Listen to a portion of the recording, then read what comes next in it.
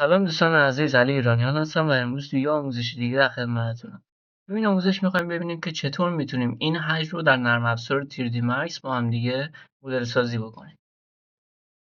برای شروع من میام از منوی شیپ ها یک انگون انتخاب میکنم و سایدش رو میذارم روی 16 تا و به این شکل رو اینجا ترسیم میکنم یه همچین اندازه. بعد از اینکه این کار رو انجام دادیم میام یک ادیت پولی به کارم میدم، یک ادیت پولی، و اینجا میام تو وسطای پایین پولیگان ها رو انتخاب میکنم، این پولیگان بالا انتخاب، و میام یک اینست به کارم میدم، میارمش وسط. اینست یه مقدار این رو افزایش میدم که یه همچین حالتی برای من ایجاد بشه. همین رو اوکی میکنم. این پولیگان وسط انتخاب هستش، دقت بکنید، و بعد میام اینجا کلپس رو میزنم که یه همچین حالتی برای من ایجاد بشه. یه کپی از کارم میگیرم به صورت رفرنس حتما باشه و به اون حجم دوم میام دو وسطای مودیفای لیست یک توربو اسموث میدم با ایتریشن 3 که یه حالت هموارتر و نرمتری برای من ایجاد بشه. حجم اول رو انتخاب میکنم و تو نمای تاپ میام ورتکس ها رو به این شکل به صورت یکی در میون برای خودم سلکت میکنم. اینجا حواستون باشه که درست سلکت بشه تا خراب نشه کارتون. به این شکل من به صورت یکی در میون سلکتش میکنم و حالا میام اینجا توی نمای پرسپکتیو یه مقدار من این رو موو میکنم قسمت بالا. همینطور که میبینی این حجمی که من به صورت هموارتر اینجا دارم و حجم نهایی کار من هستش به این شکل میشه. ببینید یه همچین حالت. یه مقدار اینجا من ارتفاعش رو مدیریت میکنم، حتی میتونید این ورتکس وسط رو هم انتخاب بکنید و یه مقدار رو بکشید بالاتر به این شکل. حالا شما با جزئیات و دقت بیشتر این کار رو میتونید انجام بدید.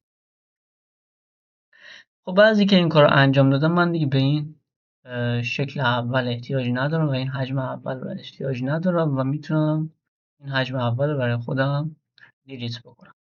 میام سراغ حجم نهایی کار خودم، یه مقدار اینو موو میکنم و جایی که میخوام قرارش میدم و بریم سراغ ادامه کار.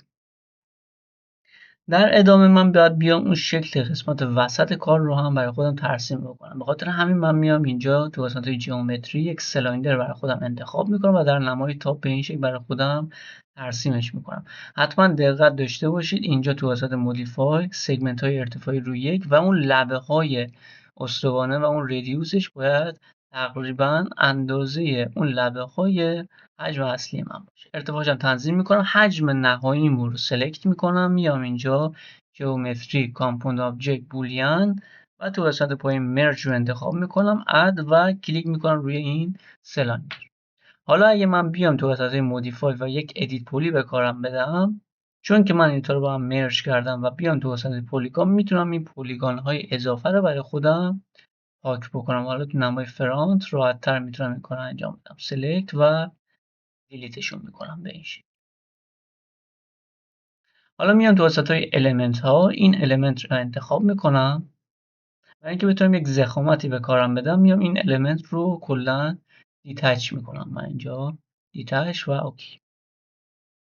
حالا این قسمت بالا رو من سلکت میکنم و تو قسمت های مودیفای میام یک مودیفای لیست شل رو به کارم میدم برای ضخامت این کار. همین که شکل نهایی کارتون ایجاد شد. برای کف کارم میتونید یک پلین برای خودتون ترسیم بکنید. با این شیوه تونستین همچین حجم رو مدل سازی کنید. لطفا برای دیدن آموزش‌های بیشتر کانال یوتیوب و اینستاگرام ما رو دنبال بکنید. آموزش نرم افزارهای معماری به صورت رایگان براتون قرار داده میشه. امیدوارم که از این آموزش هم لذت برده باشید. ممنون از توجهتون. خدا نگهدار.